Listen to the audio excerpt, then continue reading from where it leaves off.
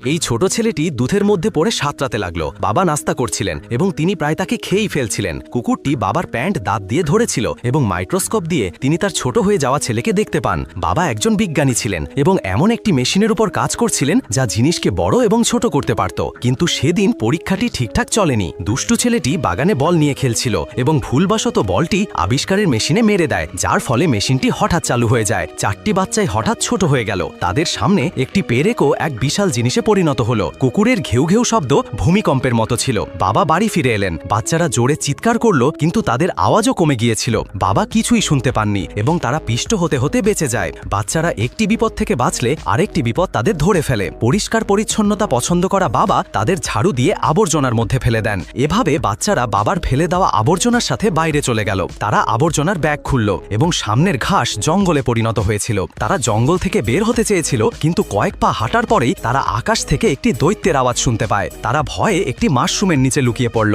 এবং ওপরে তাকিয়ে দেখল সেখানে একটি প্রজাপতি ছিল। নদীর তীরে পৌঁছে তারা পোকামাকড়ের লাশও দেখতে পায়, কিন্তু এটা নদী ছিল না, এটা ছিল তাদের বাড়ির কুকুরের প্রস্রাব।